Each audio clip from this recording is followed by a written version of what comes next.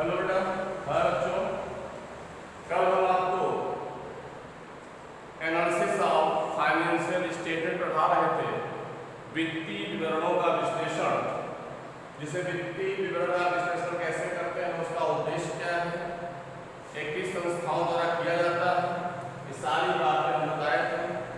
आज की वीडियो में हम आपको वित्तीय विवरणों के विश्लेषण में comparative balance sheet and common side statement का कैसे कंपेयर किया जाता है ये हम बताएंगे आपको। तो सबसे पहले हम यहाँ लिखेंगे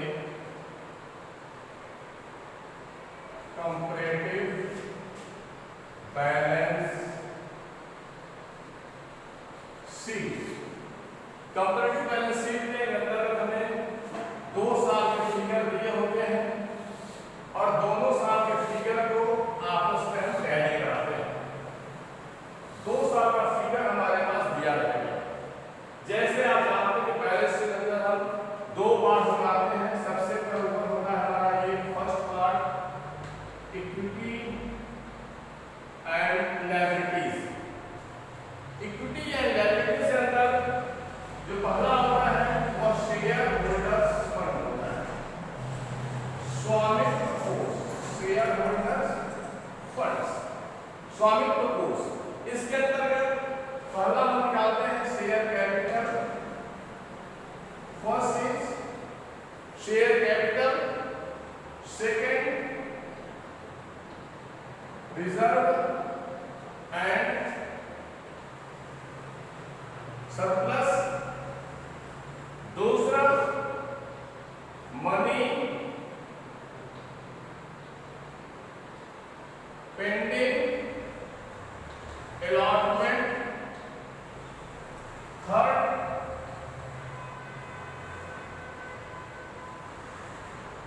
non current liability. Non current liability में हमारे पास होता है long term borrowing and long term provision। Next चौथा ये होता है हमारा करंट लायबिलिटी। करंट लायबिलिटी में short term borrowing, trade payable, short term borrowing, trade payable, bank overdrafts, bank overdraft and short term bank overdraft, short term provision, short term provision. Equity liability के तो हम 4 part बांटते हैं, share holders fund, money pending allotment, non current liability, current liability. इसी तरीके से हम बनाते हैं आपका फिर एसेट्स।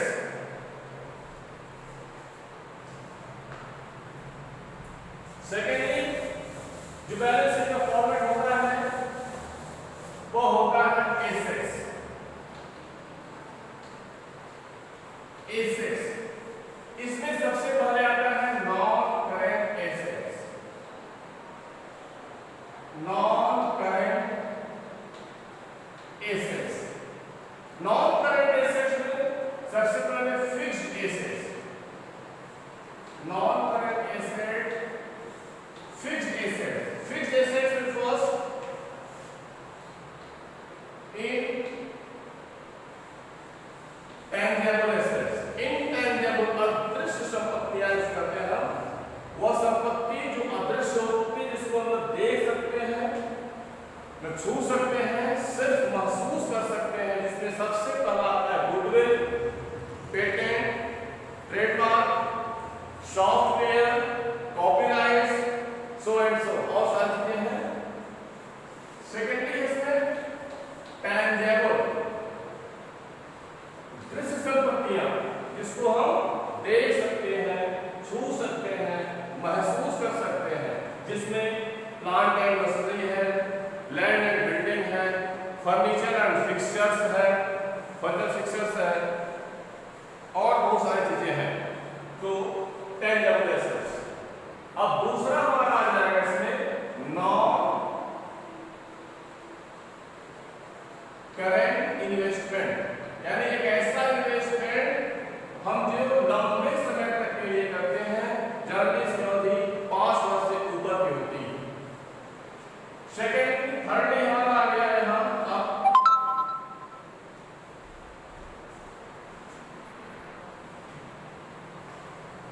थर्ड नंबर आ गया हमारे यहाँ पे current assets. Current assets, current assets में सबसे पहले cash in hand, cash at bank, marketable securities, marketable security, trade receivable, short term investment, short term investment, ऐसा इन्वेस्टमेंट शॉर्ट टर्म के लिए हो जनरली अकाउंट में माना जाता है और एक साल के अंदर जो कैश में कन्वर्ट कर लेते हैं, शॉर्ट टर्म इन्वेस्टमेंट। इन्वेंट्रीज जो सबसे इंपॉर्टेंट है, इन्वेंट्रीज एंड प्रीपेड एक्सपेंसेस, इतनी चीजें हमारे करंट एसेट्स में आती हैं, इसको ध्यान रखना है और जो चीजें हमें दी रहेंगी हम उसी को कंपेयर करेंगे। जैसा अगर एक वर्ष का डेटा रहता है, एक वर्ष के डेटा को देखकर निरपेक्ष मानते हैं, 2 वर्ष का सापेक्ष होता है एक दूसरे के, और उसी के बेस पर हम आगे क्वेश्चन सॉल्व करते हैं। जैसे एक क्वेश्चन में लेता हूं और आसानी से आपको सॉल्व करना होता है। क्वेश्चन में लिख देता हूं सबसे पहले हमारे पास एक बैलेंस शीट है जिसमें 2 साल के आंकड़े दिए हुए हैं, इसको आप आराम से पहले लिख लीजिए, फिर सॉल्व करते हैं। 31 मार्च 2014 and 31 March 15। यहाँ पर हमारे पास है इक्विटी शेयर कैपिटल, मैं शॉर्ट लिख रहा हूँ, इक्विटी शेयर कैपिटल 25 लाख और ये हमारा 25 lakh. Non current assets, non current assets यह है 30 लाख और ये है 36 lakh. Reserve and surplus, reserve and surplus ये है हमारा 5 lakh, 6 lakh. Non current investment, non current investment ये है 5 लाख और दूसरे साल में ये 5 lakh. Long term loan, long term loan ये है 2014 में 15 लाख और 2015 में भी है ये 15 lakh. Current assets, current assets हमारा है 2014 में 15 लाख और यहाँ है 10 लाख 50 हजार। ये है हमारा करंट लायबिलिटी, करंट लायबिलिटी है यहाँ 5 लाख और यहाँ है 5 लाख 50 हजार। हम इसकी सहायता से एक common size comparative balance sheet prepare करेंगे। तो जैसा कि आपने देखा कि 2 वर्ष का डेटा हमारे पास दिया हुआ है और हम इससे कंपैरेटिव बैलेंस शीट करेंगे। तो सबसे पहले ऊपर हम लिखेंगे comparative balance sheet of company का नाम किया।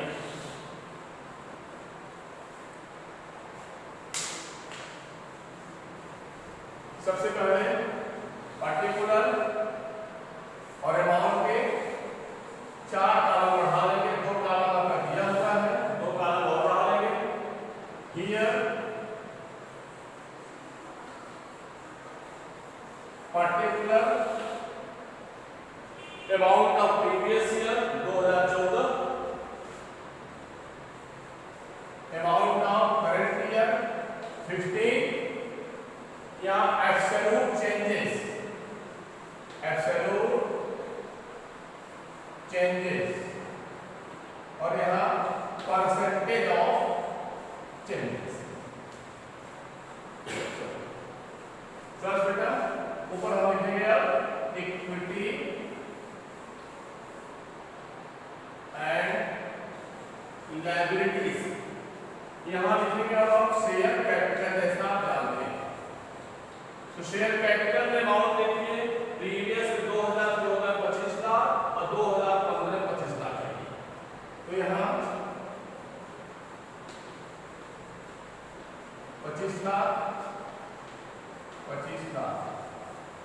आप देख रहे हैं कि दोनों अमाउंट सेम है, इसमें कोई चेंजिंग नहीं हो रहा है, इसलिए इसको हम छोड़ देंगे। शेयर कैपिटल के बाद हम लेंगे reserve and surplus, reserve and surplus. तो रिजर्व सरप्लस में आप देखिए हमारे पास यहाँ है ये 5 लाख और ये है 6 लाख। अब देखिए अमाउंट प्रीवियस से करंट में 1 लाख रुपए बढ़ गया है, तो यहाँ लिखेंगे हम 1 लाख रुपए, और percentage 1 lakh divide by 5 lakh multiply by 100। जब भी डालेंगे हम चेंज परसेंटेज, तो difference of the figure divide by amount of previous year multiply by 100, ये आ जाएगा हमारा 20%। रिजर्व सरप्लस के बाद लॉन्ग टर्म लोन, जिसको कहते हैं नॉन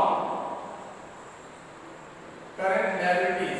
नॉन करंट लायबिलिटी में हमारे पास है long term loan 15 lakh, 15 lakh, no changes. Long term loan बाद हम लेंगे अब non current liabilities. Current liability में हमारे पास अमाउंट है ये 5 लाख, और यहाँ हो गया 5,50,000। चेंजेस जो हुआ वो 50,000, percentage 50,000 divide by 5 lakh multiply by 100, that is 10। अब आप देखिए इक्विटी लायबिलिटी का जितना अमाउंट था सब हमारे पास लगभग आ गया। इसका सम 25, 5, 30, 35, 15, 50। बहुत आसान है ये, और ये होगा बेटा ये 51 है 50,000, और यहाँ स्क्वायर कर लेंगे तो हो जाएगा 1,50,000। इसको सही करने का तरीका, परसेंटेज जोड़ेंगे और करंट से प्रीवियस माइनस करेंगे, दोनों इक्वल आना चाहिए, तब जाकर यह सही माना जाता है। अब सेकेंडली वाला आएगा, सेकेंडली हमारा आएगा एसेट्स।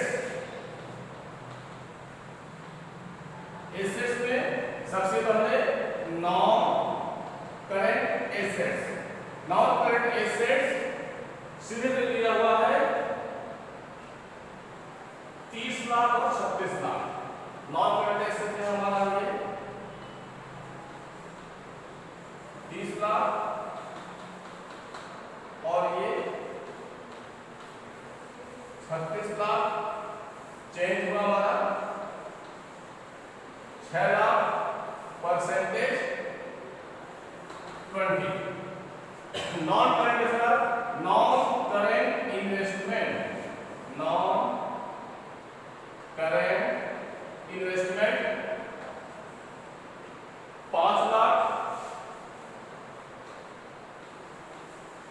और ये 5 lakh, no changes. Then non current investment वाला करंट एसेट्स